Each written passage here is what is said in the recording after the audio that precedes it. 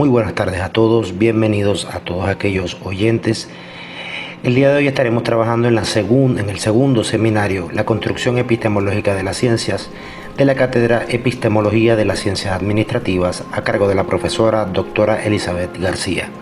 De antemano y por su atención, muchas gracias.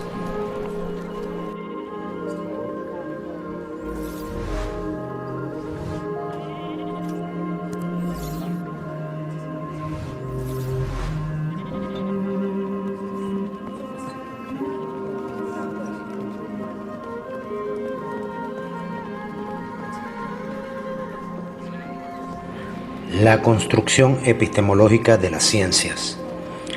La ciencia se basa en la utilización de la lógica, la empírica, la observación, la experimentación y la contrastación de hipótesis para generar conocimiento científico válido y confiable. También implica la apertura a la crítica y a la revisión constante de las teorías y modelos científicos, con el fin de mejorar la comprensión y explicación de los fenómenos naturales. Es importante también mencionar la base fundamental de la epistemología, la construcción epistemológica de las ciencias, ya que ésta surge de tiempos muy remotos. Desde quizás Aristóteles, que distingue entre doxa y episteme, donde doxa refiere a la simple opinión y el episteme refiere al conocimiento por causas, a partir de la aplicación del método inductivo-deductivo y del establecimiento de categorías de análisis denominados silogismos, que permiten examinar minuciosamente los fenómenos. Además, reconocemos la reformulación del método inductivo de Francis Bacon y la propuesta del método deductivo de Descartes. Al respecto, Bacon propone la búsqueda de esencia de los fenómenos a partir de la consideración de todos los hechos posibles para formular los axiomas, es decir, que la exclusión de los fenómenos que no comparten el axioma supone la eliminación de la hipótesis falsa. Descartes advierte de la pertinencia de considerar en el método el orden y la heurística que permitan validar el conocimiento de forma eficaz, por lo que establece las reglas de un método fundamentado en la evidencia, el análisis riguroso y la síntesis razonada.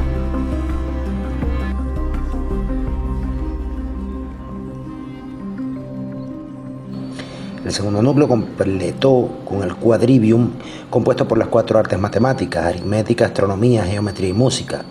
Estas 7 artes liberales establecen los criterios de organización, jerarquización y control de los contenidos que se enseñan y son la base constitutiva del currículo actual.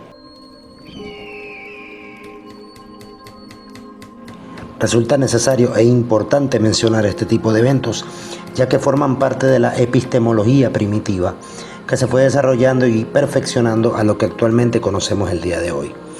Es por esto que logramos los objetivos a través del estudio del origen de las cosas.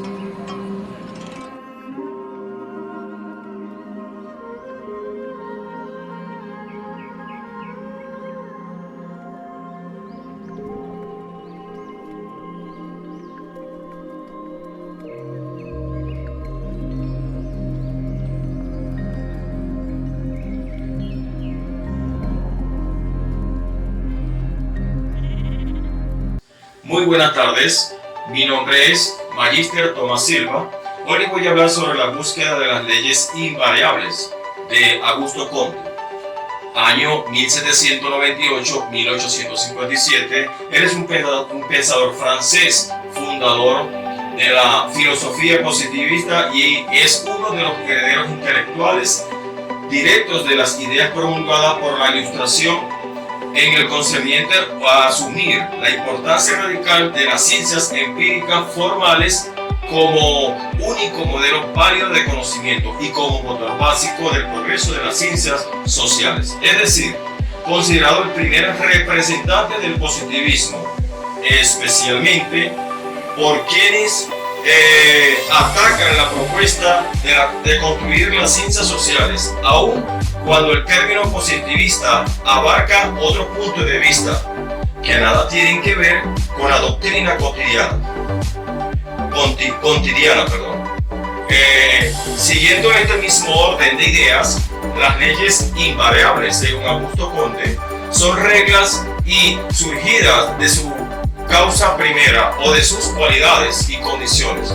Por lo general se expresa matemáticamente o en lenguaje formalizado En este sentido, se puede ampliar de manera ¿qué ley fue propuesta por Facundo Conte? Es una de las interrogantes que se puede ampliar en mi ponencia. Según Conte, la ley fundamental es la de los 3 estados, por las que las concepciones principales y las ramas del conocimiento pasan y son el estado teológico o ficticio, el estado metafísico o abstracto y el estado científico o positivo. Para finalizar mi ponencia, Conte plantea que la filosofía positivista sostiene la idea de que para llegar a comprender realmente la sociedad, los únicos datos válidos provienen de los sentidos y del análisis lógico de esos datos. La sociedad actúa según las leyes, al igual que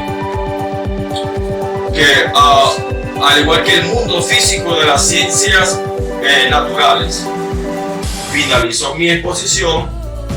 Muchísimas gracias. Marx, el materialismo dialéctico. El materialismo dialéctico es una filosofía desarrollada por Marx y Engels, que se basa en la idea de que la realidad se impone de manera constante en la transformación y el cambio. Esta filosofía sostiene que la historia y el mundo deben ser entendidos a través de un análisis crítico y de las condiciones materiales y económicas en las que están desarrolladas. El materialismo dialéctico se centra en la lucha de clases como motor de cambio histórico y se considera que la sociedad se organiza en torno a las relaciones de producción y conflicto entre las clases dominantes y las clases oprimidas. Esta perspectiva dialéctica implica un enfoque crítico y revolucionario para comprender y transformar la realidad social. Kant y la crítica de la razón pura. Kant es conocido por su obra Crítica de la razón pura, en la cual analiza los límites y posibilidades del conocimiento humano. En esta obra expone y sostiene que la razón humana tiene ciertas limitaciones y que no podemos conocer la realidad tal y como es en sí misma, sino solo como aparece a través de nuestras facultades cognitivas. Kant también desarrolla una crítica de la razón práctica, en la que analiza la moralidad y la ética desde un punto de vista racional. Dando continuidad a los contenidos, tenemos ahora la teoría de Émile Durkheim. Durkheim fue un sociólogo francés que sostenía que un hecho social era un modo de hacer influenciado por la cultura y el contexto social. Los hechos sociales son conductas humanas habituales, no dependen de la constitución biológica ni psíquica de la persona, sino de la sociedad que integra, que tiene una existencia singular propia. La explicación por causa de Durkheim se lo considera uno de los precursores de la sociología. Creía que las sociedades son sistemas vivos, tienden a ir creciendo, integrándose, complejizándose y evolucionando, para el bien o para el mal. Haciendo el uso de las teorías, trató de darle respuestas al fenómeno del suicidio, identificando el momento en que los vínculos sociales se debilitan y la sociedad pierde su fuerza para integrar y regular adecuadamente a los individuos, generando fenómenos sociales tales como el suicidio. Muchas gracias. Buenas noches, compañeros. Quien les habla el Magíster David Bermúdez, participante del seminario que tiene por nombre Epistemología de la Ciencia Administrativa, dictado por la doctora Elizabeth García. En estos momentos pretendo conceptualizar el término de funcionalismo, una de las doctrinas o corrientes sociales que nace por la década de los años 1930 por el etnógrafo polaco, sociólogo, en sus términos, Bronisław Milanowski, el cual sostiene entre sus corrientes que el proceso cultural está sometido a las leyes y que las leyes se encuentran en la función de los verdaderos elementos de la cultura. Estos conceptos intrínsecos dentro de su formalismo, cultura y organización social, tienen un fundamento en otras corrientes dada su estudio para la formulación del mismo. Las bases de la teoría funcionalista parten de tres corrientes principales. La primera sería el empirismo, que es una de las bases de la teoría funcionalista, que dicha corriente filosófica nace del siglo XVIII, que busca conocer la realidad a través de la observación de los fenómenos observables. Otra corriente importante es el positivismo, en la cual se construye una teoría del saber que no admite otra realidad que no sea los hechos, ni a investigar otra cosa que no sean las relaciones entre los hechos. Por último, otra vertiente fundamental, la cual dirige el cauce de toda la estructura del funcionalismo y su historia y su desenvergadura dentro del contexto social, es la teoría deliberal, la cual es aquella teoría que tiene una normativa que daba una amplia libertad para poner en los medios de comunicación lo que quisiera el productor, incluyendo la violencia. Esto como acción de protesta ante el nivel aristocrático que ocurría en la sociedad.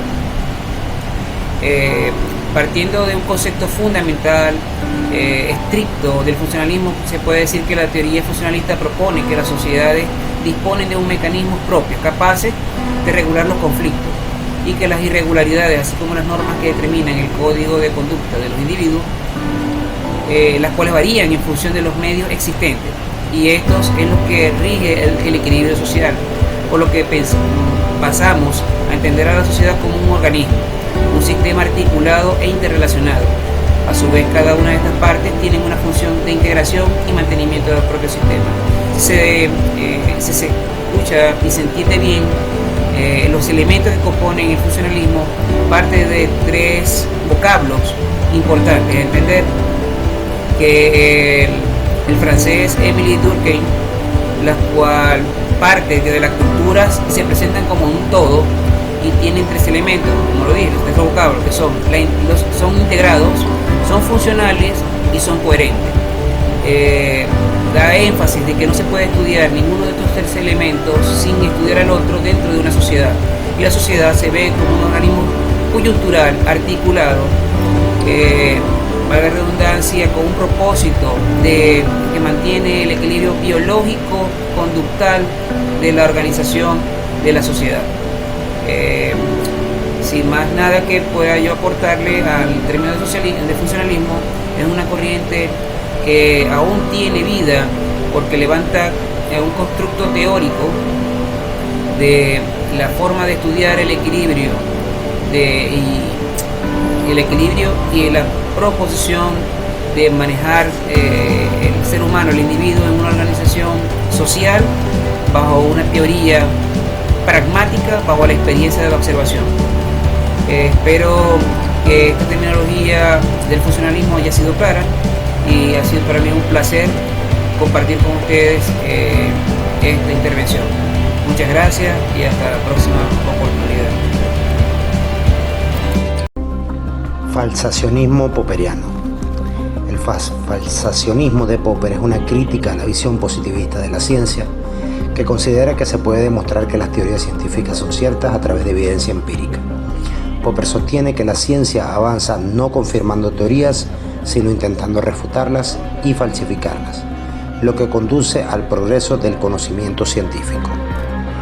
Popper resumió su modo de pensar en el concepto falsacionismo. La idea es así: una afirmación es falsable si es que es posible, aunque sea solo en teoría, diseñar un experimento tal que uno de los potenciales resultados de ese experimento es que la afirmación sea falsa.